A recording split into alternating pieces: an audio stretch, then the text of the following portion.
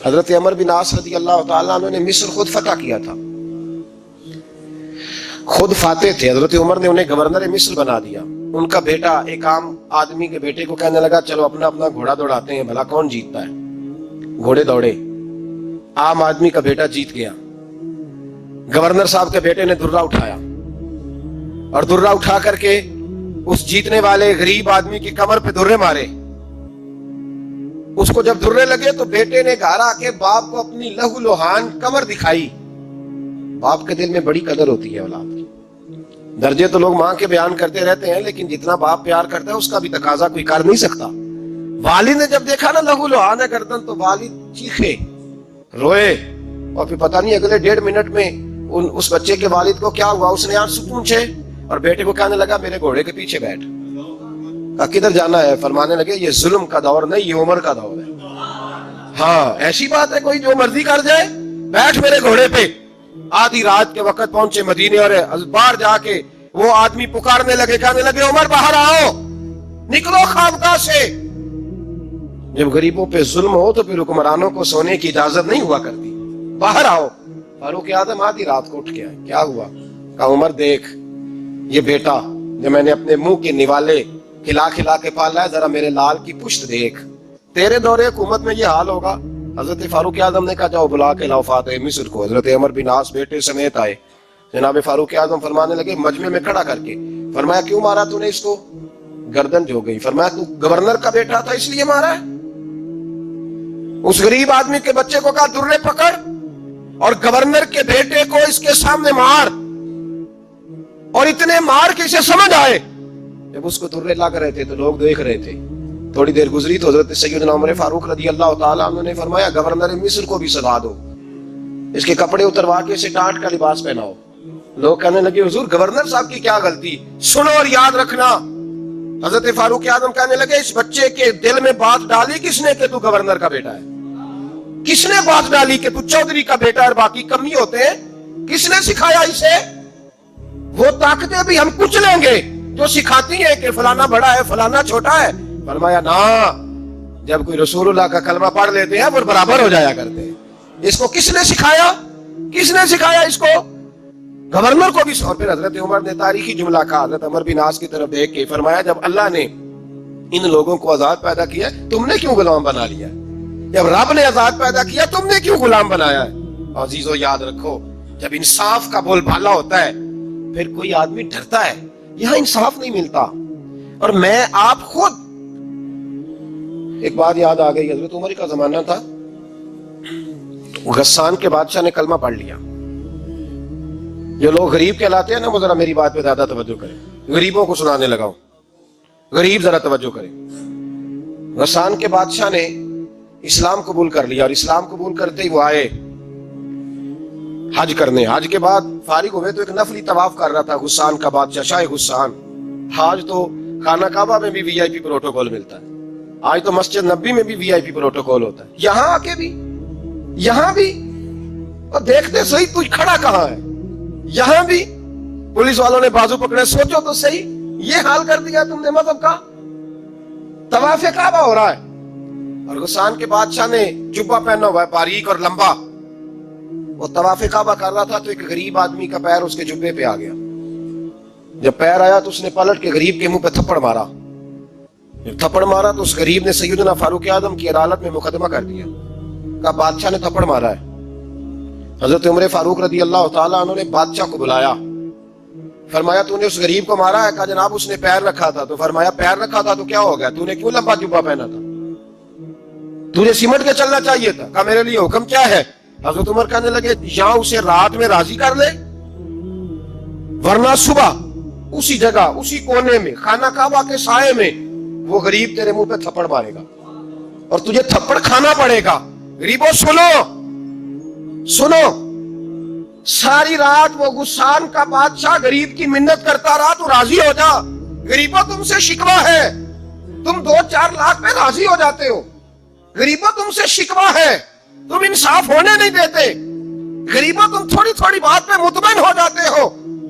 تھوڑی تھوڑی بات. جتنے غریب تن ہیں لباسوں سے دور دور اتنی ہی چادریں میں مزاروں سے چھین لوں، اور جتنے غریب گھر ہیں اجالوں سے دور دور اتنی ہی روشنی میں ستاروں سے چھین لوں. اتنی تو ہمتیں ہو میری کم سے کم بلند کہ شاہوں کے تاج فقط اشاروں سے چھین لوں. تمہاری زیادتی ہے, تم نے ظلم پروان چڑھایا ہے. جب تم چودھری کے کہنے پر ایم این اے کے کہنے پہ راضی ہو جاتے ہو, تم انصاف ہونے نہیں دیتے. ڈٹنا سیکھو, کھڑے ہونا سیکھو. جب اسے کہا نا راضی ہو جا, تو وہ غریب کہنے لگا میں راضی ہو جاؤں اور کل تو کسی اور کو بھی تھپڑ مارے. فرمایا جتنی تیرے پاس دولت ہے لا کے قدموں میں رکھ. ہم دولتوں کی پرواہ اس لیے نہیں کرتے کہ ہم نے محمد عربی کا چہرہ دیکھا ہوا ہے. اب میری نگاہوں میں جچتا نہیں کوئی, اس لیے کہ جیسے میرے محبوب ہیں ویسا. تم اثر لینا چھوڑ دو, تم اثر بڑا لیتے ہو. ہاں تمہارے اوپر چیزیں اثر انداز ہوتی ہیں, اس لیے انصاف نہیں ہوتا. ڈٹنا سیکھو, کھڑے ہونا سیکھو. جو بھائی ڈٹ جاتا ہے نا وہ بڑے کمال کر جایا کرتا ہے. ساری رات مناتا رہا. حضرت عمر سے کہنے لگا وہ نہیں مانتا, تو جناب عمر کہنے لگے پھر تیاری کر لیں. ہم بادشاہ نہیں دیکھیں گے, دولت نہیں دیکھیں گے, ہم رسول اللہ کا دین دیکھیں گے, ہم نبی پاک کا نظام دیکھیں گے. وہ بادشاہ رات کو دوڑ گیا, بھاگ گیا, جا کے عیسائی ہو گیا. لوگوں نے کہا اتنا قیمتی آدمی عمر نے ضائع کر دیا. فرمایا چپ کرو, میں نے کوئی چیز ضائع نہیں کی, میں نے تو اپنے رسول کا دین بچا لیا ہے. کوئی شے ضائع نہیں ہوئی. عدل جب تک, میں پھر کہوں گا, اس عدل کے نقصان میں ہر آدمی برابر کا شریک ہے. ہم عدل ہونے نہیں دیتے, ہم عدل قائم نہیں کرتے. ہمارا تقاضا ہی نہیں کہ عدل ہو, ہم اپنے آپ کو عدل کے لیے پیش ہی نہیں کرتے, مزاج ہی نہیں. حضرت علی المرتضی ایک جری انسان تھے, اور وہ علی تھے جن پر انسانیت رشک کرتی ہے. اور مولا علی وہ ہستی تھے کہ میرے مصطفیٰ کریم صلی اللہ تعالی علیہ وسلم نے فرمایا اس کے دیدار کو تو فرشتے بھی آیا کرتے ہیں. اتنا بڑا آدمی, اور پھر امیر المومنین خلیفۃ المسلمین حضرت علی.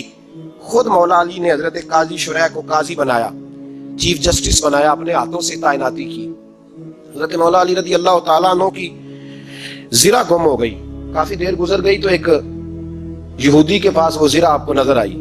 حضرت علی نے ڈائریکٹ اس سے چھین نہیں لیا, حالانکہ امیر المومنین تھے. ہمارے ہاں ڈنڈا بھی بڑا چلتا ہے نا, جو طاقتور ہوتا ہے وہ تو تھانے جاتا ہی نہیں, اس کو ضرورت نہیں, اس نے تو بندے رکھے ہوئے ہیں, اس کو تو پتہ ہے کام کیسے لینا ہے. لیکن حضرت علی نے آئینی رستہ اختیار کیا, قانونی رستہ. قاضی صاحب کی عدالت میں مقدمہ کیا کہ فلاں یہودی کے پاس میری زرہ ہے, اور وہ چوری ہو گئی تھی, گر گئی تھی, گم گئی تھی, مجھے دلائی جائے. قاضی صاحب نے بلا لیا یہودی کو, امیر المومنین بھی کٹہرے میں. قاضی صاحب کہنے لگے اس سے کہ زرہ تیری ہے؟ اس نے کہا جی میرے پاس ہے تو میری ہے. قاضی صاحب کہنے لگے حضرت علی سے گواہ آپ کو دینے پڑیں گے, کیونکہ مقدمہ آپ نے کیا ہے. اگرچہ وہ امیر المومنین ہے, توجہ ہے بھائیوں کی, سمجھ آ رہی ہے باتوں کی. گواہ امیر المومنین آپ نے دینے ہیں, کیونکہ مقدمہ آپ نے دائر کیا. تو حضرت علی کہنے لگے میرا بیٹا حسن گواہی دے گا کہ میری ہے, اور میرا غلام کمبر گواہی دے گا. قاضی صاحب کہنے لگے حضور ان کی گواہی درست تو ہے, پر میں نہیں تسلیم کرتا, اس لیے کہ بیٹے تو باپ کے حق میں بولا ہی کرتے ہیں, نوکر تو آقاؤں کے حق میں بولتے ہی ہیں. جائیں کوئی غیر جانبدار بندہ لے کے آئے جو گواہی دے. تو حضرت علی خاموش ہو گئے, کہنے لگے ابھی میرے پاس ایسا کوئی گواہ نہیں. قاضی صاحب کہنے لگے چلیں پھر آپ یہودی کو راضی کریں, آپ نے کیوں بلا وجہ گھسیٹا عدالت میں, راضی کریں, انصاف کا تقاضا ہے. تو حضرت علی قریب گئے, کہنے لگے بھیا ناراض نہ ہونا, زرہ تو میری ہے, ناراض نہ ہونا, میں نے غلط مقدمہ نہیں کیا. علیحدہ بات ہے کہ میرے پاس گواہ نہیں تو میں کوئی بے انصافی نہیں کر سکتا, تو میرے ساتھ چل, تجھے کھجوروں کا حلوہ کھلاتا ہوں تاکہ تو راضی ہو جائے. وہ یہودی کہنے لگا میں نے قاضی صاحب کا انصاف دیکھا اور جناب علی کا انصاف کے لیے کھڑا ہونے دیکھا, تو میں مولا علی کے قدموں میں بیٹھ گیا. میں نے کہا علی جب تیری یہ شان ہے تو محمد عربی کا کیا مقام ہوگا. میں نے کلمہ پڑھنا شروع کر دیا. دیکھیں نا تقاضا پورا کیا ہے حضرت علی نے. تو وہ کہنے لگا علی تیرے انصاف کے رنگ نے نا, جملہ یاد رکھنا, کہنے لگا یہودی علی تیرے انصاف کے اس رنگ نے میرے دل سے کفر کی میل دور کر دی, تیرے عدل نے میرا کفر توڑ دیا, کفر. لیکن شرط دیکھیں نا, غریب آدمی ابو ایوب انصاری, ماڑے بندے, اب تو پیر اور مولوی بھی گنجائش نہیں نہ دیتا کسی کو بولنے کی. تو سیاست دان تو اللہ ہی کی پناہ, وہ تو پتہ نہیں کس طرح سوتے ہیں رات کو, اللہ ہی جانتا ہے. پتہ نہیں کس طرح اپنے آپ کو مطمئن کر کے وہ زندگیاں گزار رہے ہیں, خدا ہی بہتر جانتا ہے. حضرت عمر فاروق جیسا دلیر اور جرری آدمی جمعہ پڑھانے مسجد میں داخل ہوئے, تو جناب ابو ایوب انصاری دروازے پہ کھڑے ہو گئے, کہنے لگے عمر تیرے نوکر نہیں, ٹائم پہ آیا کر, بڑی دیر سے کھڑے ہیں. کیوں دیر سے آیا؟ بڑے جلالی تھے نا حضرت عمر, لیکن وہ جلالی اس وقت تھے جب کوئی ظلم کرتا تھا, اور ذات کے لیے جلالی نہیں تھے. کہا وقت پہ آیا کر, کو ملازم نہیں تیرے. تو سیدنا فاروق اعظم منبر پہ چڑھے اور فرمانے لگے اللہ ابو ایوب انصاری کا بھلا کرے، جب تک اس طرح کے لوگ موجود ہیں کوئی بادشاہ بگڑے گا نہیں، اللہ اس کا بھلا کرے، اس نے میری توجہ صحیح۔ اور پھر عمر رو پڑے، رو کے فرمانے لگے مسلمانوں معاف کر دو، غلطی کوئی نہیں، میرے پاس کرتا ایک ہی ہے، اور عبداللہ کی ماں نے وہ دھو کے خشک ہونے کو ڈال دیا تھا، غریب ہوں، کرتا دوسرا کوئی نہیں، تو وہ ذرا نا خشک ہونے میں آ کے دیکھ لو ابھی بھی گیلا ہے، مجھے معاف کر دو، میری غلطی نہیں ہے۔ صحابہ درد کے ساتھ رونے لگے اور کہنے لگے اللہ اس طرح کے حکمران ہمیشہ عطا کرتا رہے۔ میرے بھائی تو انصاف کا رنگ تو دے، ان تقاضوں کو سمجھنا۔ یہاں کسی کی جرت ہے بول سکے، طاقت ہے کسی کی، لیکن انہوں نے اپنے آپ کو پیش کیا، سامنے پیش کیا اپنے آپ لوگوں کے سامنے۔ دو مال غنیمت کی چادریں بانٹ رہی ہیں، سب کو ایک ایک ملی ہے۔ فاروق اعظم جمعہ پڑھانے آئے تو اسی چادر کا کرتا، اسی کی تامت، لوگ کھڑے ہو گئے، عمر بتا تو نے دو کیوں لی؟ یہ انصاف ہے، یہ عدل ہے، کیوں لی دو؟ تو حضرت عمر کہنے لگے میرا بیٹا جواب دے گا۔ عبداللہ بن عمر بولے، کہنے لگے ابا جی کے کپڑے بڑے پرانے ہو گئے تھے، میں نے اپنے حصے کی بھی اپنے ابا جی کو دے دی ہے۔ دیکھیں نا، یہ انصاف میرے نبی پاک نے کیا ہے، صحابہ نے سیکھا ہے۔ میں اور آپ تیار نہیں، ہم تیار نہیں انصاف کے، ہمارا مزاج نہیں انصاف کا، ہمیں خود بہت سارا آگے پیش ہو کے رنگ دکھانا پڑے گا، اس کے لیے ہماری تیاری نہیں۔ اس لیے ہم حکمرانوں کو گالی دے کے چپ کر جاتے ہیں، اس لیے ہم وکیلوں کے کہتے ہیں بکتے بڑھائیں، جج بکتے، یہ باتیں کر کے ہم خاموش ہیں، ہم پیش نہیں کر پا رہے، ابھی تک ہم اپنے آپ کو کھڑا نہیں کر پا رہے کہ ہم سے مطالبہ کرو انصاف کا، کھڑا نہیں۔ حضرت سیدنا علی المرتضی شیر خدا رضی اللہ تعالیٰ عنہ فرماتے ہیں بدر کے لیے جب جا رہے تھے تو سواری ایک تھی، سوار تین تھے، ایک سواری اور سوار تین۔ فرماتے ہیں نبی پاک صلی اللہ علیہ وسلم نے فرمایا تین کٹھے نہ بیٹھنا، دو بیٹھے، سواریوں کو تکلیف ہوتی ہے، قربان جاؤں، کیسا رسول دیا ہے جو جانوروں کے حقوق کا بھی خیال فرماتے ہیں صلی اللہ علیہ وسلم۔ فرمایا دو بیٹھے۔ حضرت علی کہتے ہیں پہلے میں اور نبی پاک صلی اللہ علیہ وسلم بیٹھے، اور تیسرے ہمارے ساتھ ابو درداء رضی اللہ تعالیٰ عنہ۔ فرماتے ہیں جا رہے تھے بدر کے لیے، پہلے میں اور حضور بیٹھے، پھر نبی پاک اور ابو درداء بیٹھے۔ فرماتے ہیں پھر نمبر لگ گیا میرا اور ابو درداء کا، اور مصطفیٰ نے گھوڑے کی لگام تھامی تو حضرت ابو درداء تڑپ اٹھے، کہنے لگے علی نہ طبیعت مانتی ہے، نہ ادب مانتا ہے، نہ عشق مانتا ہے، تو اس طرح کر، میں تو چھوٹا ہوں، آپ کہیے رسول پاک سے، آپ ہر لحاظ سے بڑھیں، آپ عرض کیجئے کہ حضور نہ ادب مانتا ہے، نہ عشق مانتا ہے، نہ پیار مانتا ہے، نہ تقاضا ہے، مہربانی کرے آ جائیں۔ حضرت علی ہاتھ باندھ کے عرض کرنے لگے محبوبہ ٹھیک ہے، باری آپ کی پیدل چلنے کی ہے، پر مہربانی کریں، ادب پیار اور محبت مجبور کر رہی ہے۔ تو حضور نے فرمایا علی چپ کر، میں عدل نہیں کروں گا تو لوگ عدل سیکھیں گے کیسے؟ اگر میں عدل نہیں کروں گا تو قوم سیکھے گی کیسے؟ مجھے عدل کرنے دے، انصاف کرنے دے، فرمایا چلنے دے مجھے پیدل، کچھ نہیں ہوتا۔ تقاضا ہے عدل جب تک پورا نہیں ہوتا۔ آپ یقین کریں میرے صاحب کہا کرتے تھے میں عدالت کو عدالت نہیں کہتا، کچہری کہتا ہوں، اس لیے کہ عدالت وہ ہوتی ہے جہاں عدل ہوتا ہے۔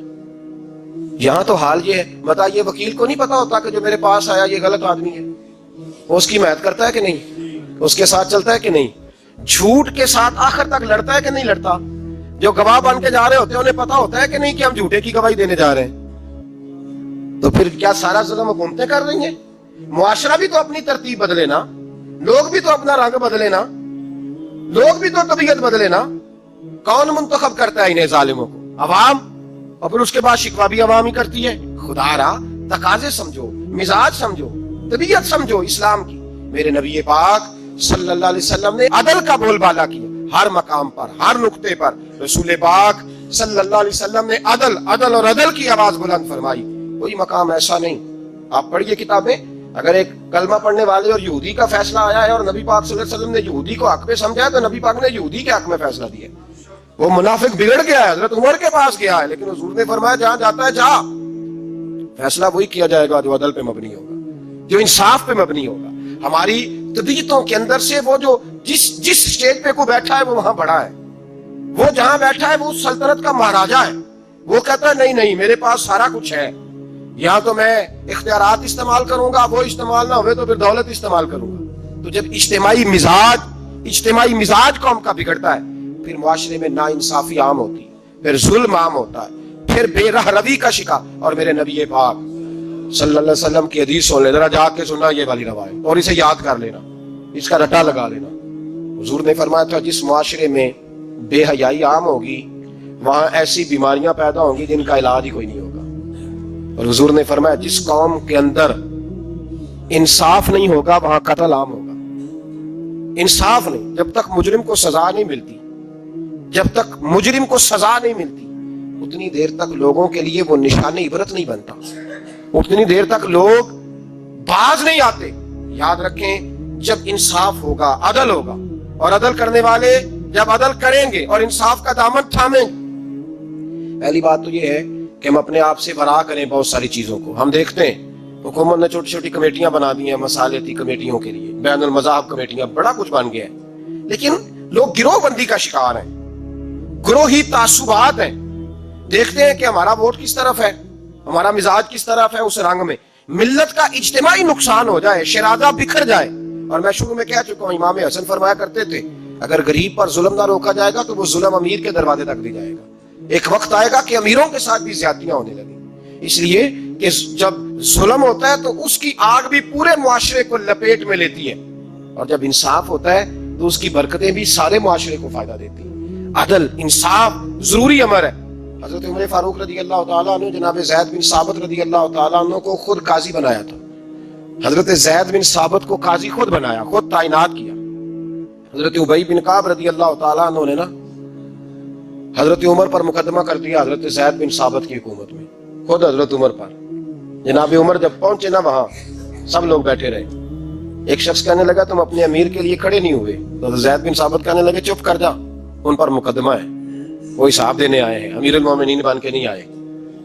سامنے کھڑا کیا تو گفتگو کے دوران کوئی ایسا موقع آیا کہ حضرت عمر کو قسم دینی پڑی.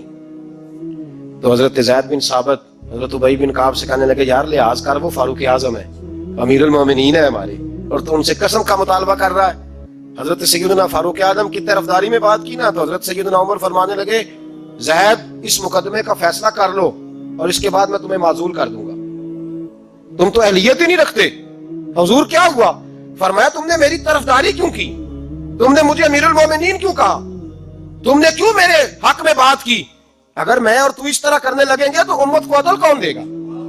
اگر میرا اور تیرا یہ رنگ ہو جائے گا، کیوں تو نے مجھے امیر المومنین کہا؟ اس وقت میں اپنی صفائی دینے آیا ہوں، عمر بن خطاب سے زیادہ میرا کوئی تعارف نہیں ہونا چاہیے، کیوں تم نے یہ لفظ کہے؟ اور فرمایا اگر مجھ پر قسم آئے گی اور جو میرے اوپر لاگو ہوگا مجھے وہ کام کرنے کا تمہیں حکم کرنا چاہیے تھا. یہاں تو حال ہی کوئی نہیں، مزاج ہی کوئی نہیں. ہماری قوم بڑی سمجھدار ہے، حکمران بھی بڑے سمجھدار ہیں. ممتاز حسین قادری رحمۃ اللہ علیہ کو پھانسی ہوئی تو لوگ کہنے لگے مولوی شدائی ہو گئے. فیصلہ تھا عدالت کا تو ماننا چاہیے تھا. ایک فیصلہ ایک پیپلز پارٹی کے سابقہ صدر کے بارے میں بھی عدالت نے دیا تھا، اور پھر آپ کی پارلیمنٹ نے اس فیصلے کو کنڈم کیا، مذمت کی، اور اٹھ کے کہا گیا کہ ہم مذمت کرتے ہیں، فیصلہ غلط تھا. جب حضرت ممتاز قادری کے حق میں فیصلہ آئے تو اس وقت لوگ بولتے ہیں، کہتے ہیں دیکھو جناب عدالت کا فیصلہ ہے اور مولوی کہہ رہے پھانسی نہ دو.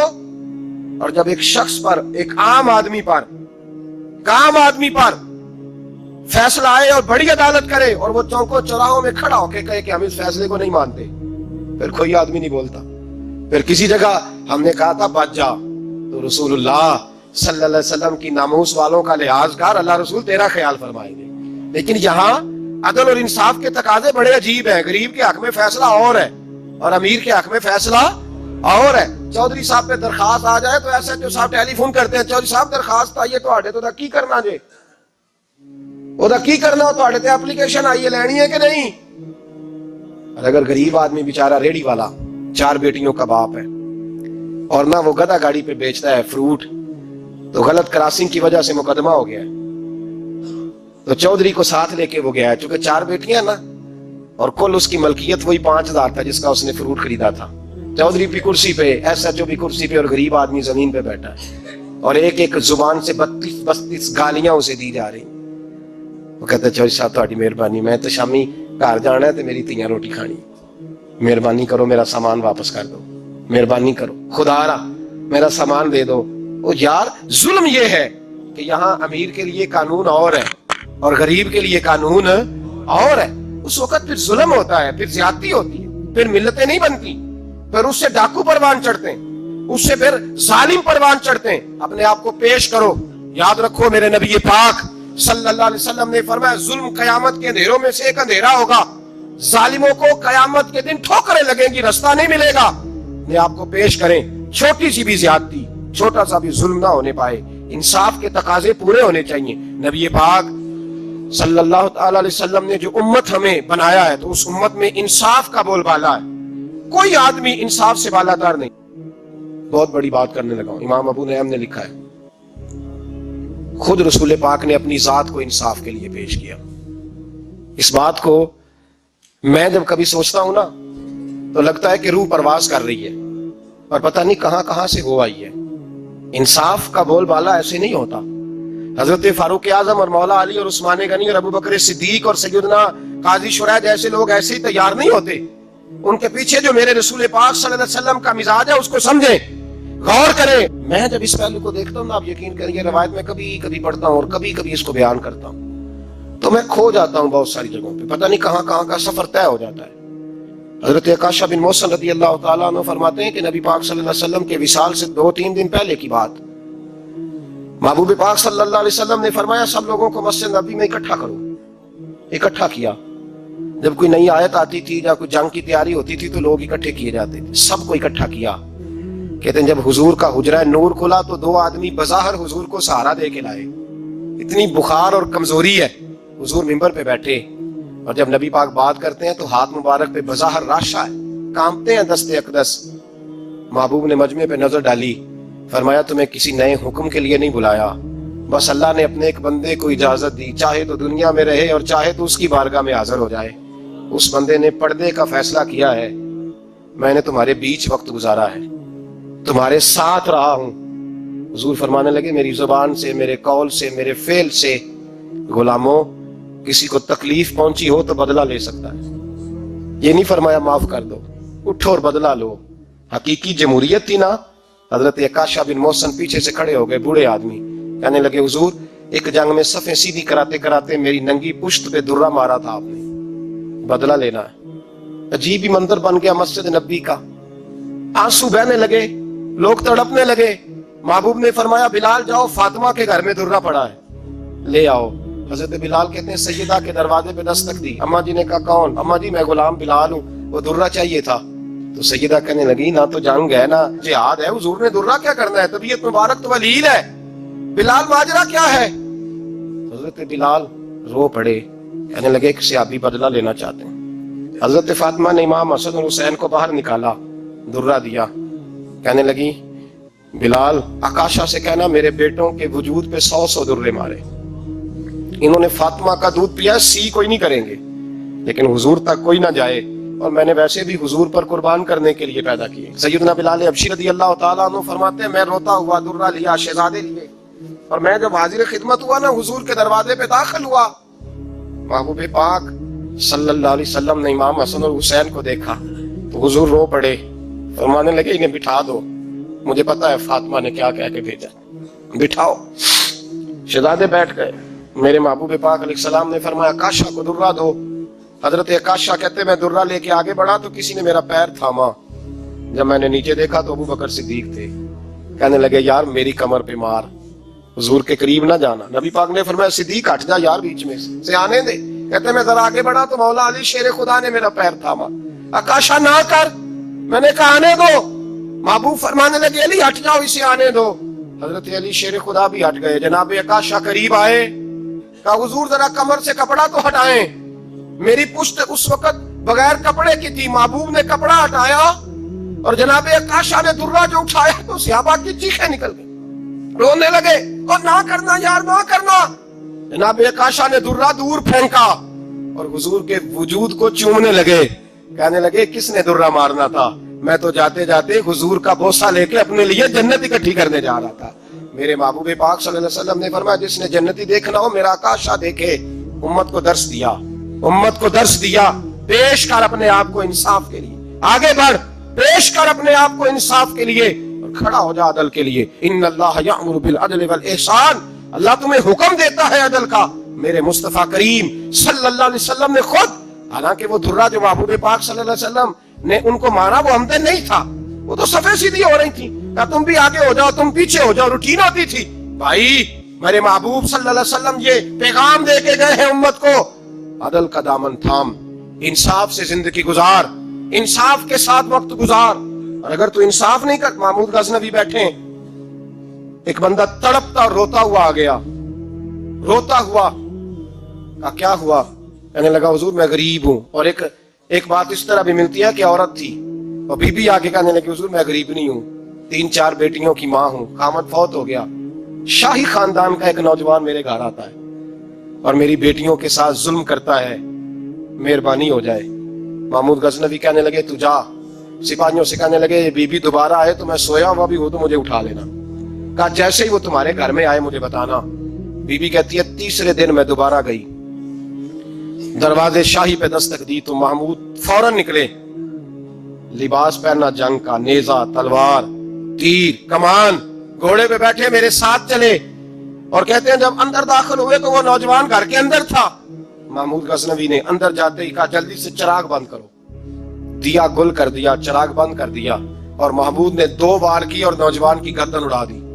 जब कत्ल हो गया तो महमूद ने कहा पानी लाओ, और बीबी कहती है मैं पानी लाई, 1 प्याला, 2 प्याले, 3 प्याले, 5 प्याले पी गए महमूद पानी के, पीते ही जा रहे। मैंने कहा बादशाह क्या हुआ? तो महमूद रोने लगा, कहने लगा तुझे इंसाफ मिल गया ना? कहा मिल गया। तो महमूद कहने लगे ये मेरी सगी बहन का बेटा था और मेरी बेवा बहन का अकेला बेटा था। जब तू मेरे घर आई कि शाही खानदान का नौजवान आता है तो मैंने तहकीक की तो मुझे पता चला कि वो तो मेरा अपना भांजा है। मैंने कसम खाई थी कि जब तक तुझे इंसाफ नहीं मिलेगा मैं पानी नहीं पीऊंगा, पानी नहीं पीऊंगा। पानी इसलिए मांगा है कि प्यास से मर रहा हूं, और दिया इसलिए बंद किया है कि बहनें बड़ी प्यारी होती है ना, और फिर बहन बेवा हो और बेटा उसका यतीम हो और अकेला हो, फिर रंग और होता है ना, इसलिए चिराग गुल करके मैंने उसे कत्ल किया है कि अगर मारने लगूं तो कहीं बहन का चेहरा ना मेरी आंखों के सामने आए, कहीं भांजे का तस्वुर देखकर मैं उसे छोड़ ना दूं। इन्नल्लाह यामुरु बिल अदल वल ihsan, जब तक अदल और इंसाफ होता रहता है, मुआशरा सुकून से भरा रहता है। याद रखो जिस मुआशरे में अदल नहीं होता, जिस मुआशरे में इंसाफ नहीं होता, जिस मुआशरे के अंदर लोग अपने आप को बालातर समझने लगते हैं, जिस मुआशरे के अंदर हमारा तो ये हाल है कि बाहर से आकर हमारा दुश्मन हमला करके लौट जाता है, हमें पता ही नहीं चलता, बस ठीक है मार गए छुट्टी हो गई। जिस मुआशरे की बेइज्जती का ये आलम हो कि दर्जनों लोग कत्ल हो, और मैं दुख से ये बातें करता हूं, दुख से।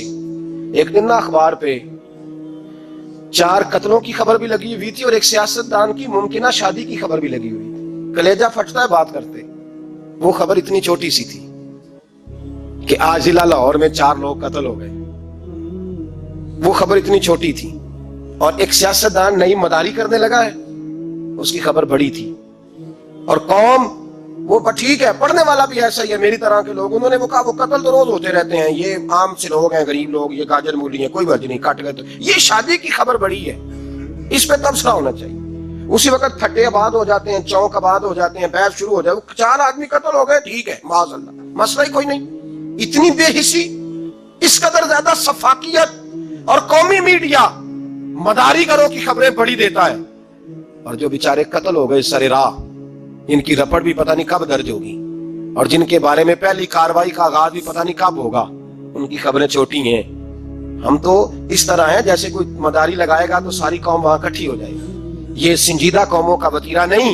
ओ भाई, हम पाकिस्तानी, पंजाबी, ये सारा कुछ बाद में है, सबसे पहले हम रसूलुल्लाह के गुलाम हैं। हमारे मिजाज के अंदर वो सारा कुछ होना चाहिए जो हमारे नबी ने हमें अता फरमाया है। हमें उन सारी चीजों को सीखना चाहिए जो रसूल पाक ने हमें अता फरमाई है। अपने मिजाज को तब्दील करें, इंसाफ का आगाज करें, और अगर कभी गलती हो जाए तो डांट के कहें हो गई, अपने आप को पेश करें। हजरत अली शेर खुदा रज़ी अल्लाह तआला अन्हु फरमाया करते थे, जिसे दुनिया में सजा मिलेगी अल्लाह दोबारा कयामत में नहीं देगा, इसलिए कि मेरा रब बड़ा करीम है। आप फरमाया करते थे वो बड़े कीमती लोग हैं जो दुनिया में सजा लेते हैं लेकिन आखिरत की सजा से बच जाया करते हैं। यहां अगर अपने आप को पेश कर लिया जाए, यहां अगर इंसान अपने आप का मुहासबा कर ले, इस जगह अदल कायम कर ले, सुबह कयामत उसके लिए आसानी हो जाए। गरीब से लेकर अमीर तक जो जिस जगह बैठा है, जिस मनसब पे बैठा है, उसे तकाजा अदल कायम करना चाहिए। اسے انصاف کا بول بالا کرنا چاہیے، اسے ہر مقام پر یہ سوچنا چاہیے کہیں ایسا تو نہیں کہ میں بے انصاف ہوں۔ اور یاد رکھیں انصاف انصاف ہوتا ہے، نہ انصاف کی آنکھیں ہونی چاہیے اور نہ انصاف کا دل ہونا چاہیے۔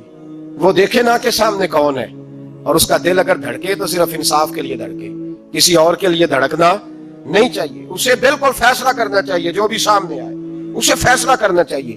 اپنے آپ کو پیش کرنا سیکھیں، معاشرے میں انصاف کرنا سیکھیں، عدل کرنا سیکھیں۔ ہمارے ہاں انفرادی سطح پہ جب شروع ہوگا یہ کام، انفرادی سطح پہ، پھر وہ اجتماعی، آپ یقین کریں لوگ گفتگو کی حد تک بھی انصاف نہیں کرتے۔ کوئی آدمی اگر صحیح کہہ رہا ہے نا بات، لیکن ہمارے مفادات کو ٹھیس پہنچ رہی ہے تو اس کی مخالفت کرنا ہم ضروری سمجھتے ہیں، کہتے ہیں بات صحیح کر رہا ہے، پر چونکہ میرے مفادات کی نہیں، لہذا میں اس کو اس بات میں آگے بڑھنے کی اجازت نہیں دوں گا۔ 2-4 دن پہلے ایک صاحب مجھے سمجھانے لگے، کہنے لگے معاملات تھوڑے آگے بڑھ رہے ہیں، اب تو چیزیں بڑی ساری صحیح ہو گئی ہیں، علماء کو نرمی کرنی چاہیے۔ اور میں نے کہا کس بات کی نرمی؟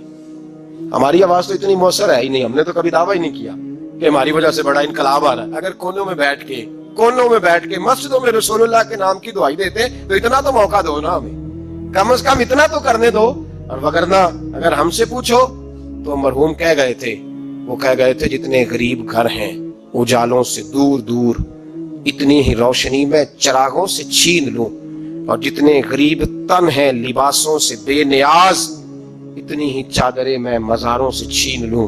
اتنی تو ہمتیں ہوں میری کم سے کم بلند کہ شاہوں کے تاج فقط اشاروں سے چھین لوں۔